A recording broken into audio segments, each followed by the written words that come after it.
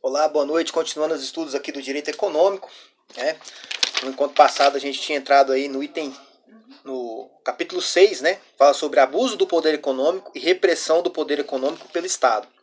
E vamos começar aqui pelo item titularidade dos bens protegidos pela Lei de Proteção da Ordem Econômica. Artigo 1º, parágrafo único. Prescreve o parágrafo único do artigo 1º que abre aspas.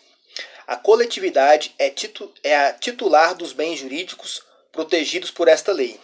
Disse que a Lei de Proteção da Ordem Econômica visa proteger a concorrência e não o concorrente, ou seja, o interesse do mercado como um todo e não do concorrente prejudicado pela atuação de um determinado agente econômico.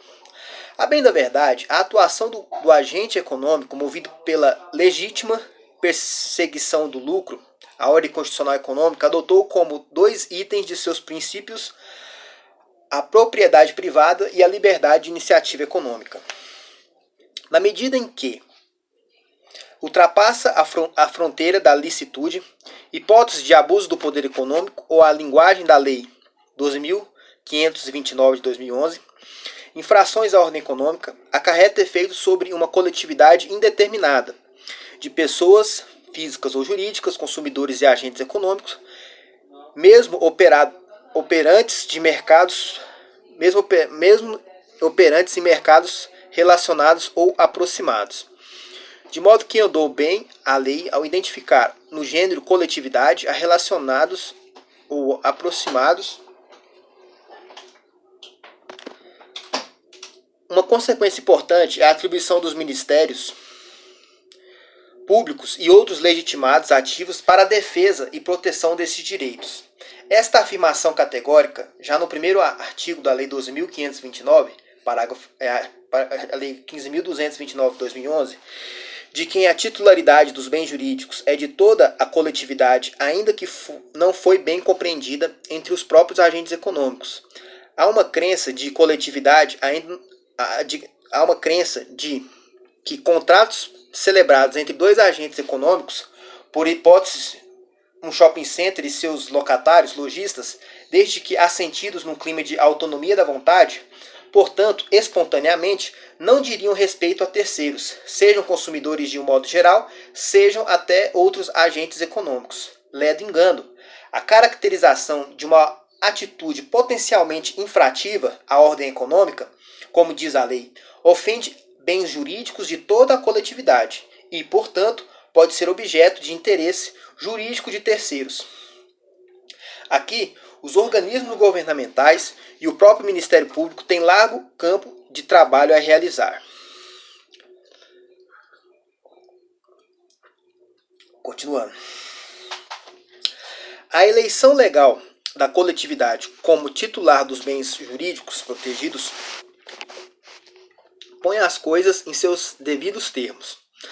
Quando um agente econômico tem ferida sua liberdade de iniciativa, seja em decorrência do poder econômico privado, abuso do poder econômico, seja por uma específica atuação estatal, não só normativa, Constituição Federal, artigo 174, mas mesmo em outras áreas cujos efeitos dominantes sobre os agentes econômicos e afetam sua livre atuação, toda a coletividade é atingida. É claro, de modo direto e mais imediato, os próprios agentes econômicos, vítimas das ilicitudes, não são os que logo e primeiramente identificamos. Resta-lhes o repasse aos consumidores finais, que acabam pagando a conta com repercussão dos interesses de toda a coletividade em face da prática abusiva adotada. Daí que a reclamação de direitos pode ser dada tanto diretamente pelo particular, normatividade de direito privado, questões de equilíbrio contratual, ações indenizatórias, mas não só estas, como também pela coletividade em geral, neste caso, substituída processualmente pela instituição do Ministério Público ou outro legitimado extraordinário, face à difusividade que marca tais interesses e direitos. Pois o agente econômico, a despeito de operar segundo a lógica estritamente privada e de egoístico interesse, propõe-se a agir no contexto da sociedade, de onde obtém sua situação de lucratividade e para onde dirige o foco da sua atuação. Dali deriva ali flui todo o escopo de sua atividade. Nada mais natural. Então, é a constatação de que o contrato faz lei entre as partes, pacta sunt servanda. Também pode afetar valores pertencentes à coletividade geral, Lei 2529/2011, de modo que a autonomia contratual há de ser exercida com desprestígio a estes valores.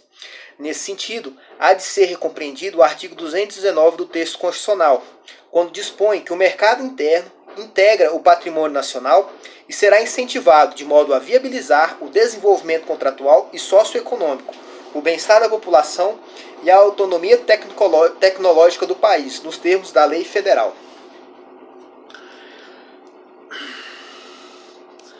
Próximo item. Comportamento do agente econômico, efetividade de direito econômico, concorrencial, liberdade e desenvolvimento. Comportamento do agente econômico, efetividade do direito econômico, concorrencial, liberdade e desenvolvimento.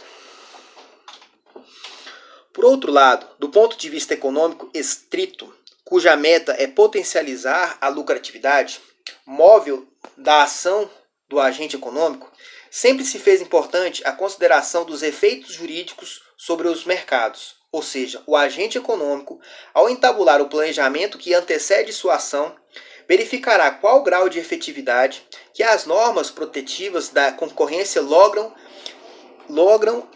angariar no campo de sua provável ingerência. As empresas, ao elaborarem suas estratégias de investimento, acabam por privilegiar mercados com regras transparentes e harmonizadas. A contratação de um ambiente onde deitam raízes situações de domínio de mercado e onde o abuso do poder econômico põe-se livremente a agir, o que num primeiro momento pode ser uma vantagem, pois proporcionadora de maior lucro, é sempre percebida também como potencial desvantagem futura, em face da possível ação de outros agentes econômicos. Sem falar da perda de liberdade, que é um valor em si e que não fica refletida nas estatísticas econométricas. Está sempre argumentados valiosos e com extenso apelo pragmático, ultrapassado ordinariamente em maior ou menor grau. Os próprios debates ideológicos sobre a condução das políticas públicas em geral, marcadamente com intensos reflexos sobre os mercados, essas considerações nos põem diante de uma visão nem sempre abarcada, a de que, em uma situação de licitude, conformação dos fatos segundo o direito constitucionalmente adotada, conduz a maior eficiência e desempenho dos agentes econômicos, e que, portanto, o desenvolvimento econômico pressupõe um adequado ambiente jurídico.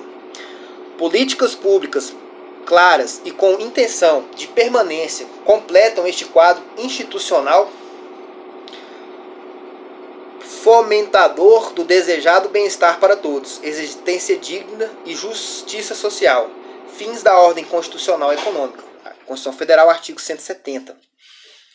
Próximo item, vai dar para falar aqui. Abrangência da lei antitrust quanto às pessoas. Abrangência da lei antitrust quanto às pessoas. Artigo 31. Assim dispõe o artigo 31 da lei. Verbes, abre aspas.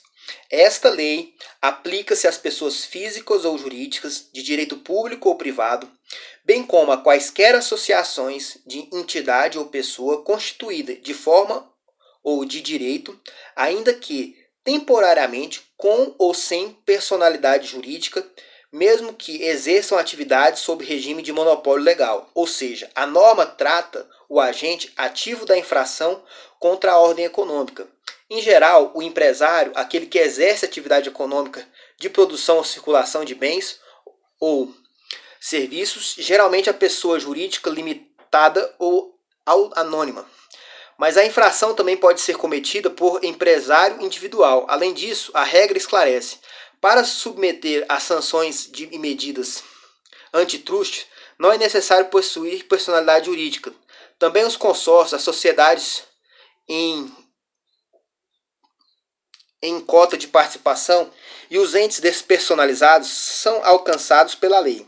As práticas infrativas podem ser viabilizadas através de associações ou sindicatos, com as federações de indústria ou comércio em determinados segmentos de mercado ou de certa região. A OAB, o Conselho Regional de Medicina, os sindicatos e outras entidades de profissionais podem ser consideradas, nos mesmos termos, agentes ativos de infração contra a ordem econômica. Ademais, a lei prevê que existem sempre pelo menos 2 agentes ativos na prática de infração contra a ordem econômica: a sociedade e o dirigente, administrador, direto ou indiretamente envolvido com a conduta lesiva à estrutura do livre mercado. São considerados infratores, artigo 32 e 37, inciso 3. Ou seja, a aplicação da Lei 12.529 de 2011, a noção de empresa não é adotada no sentido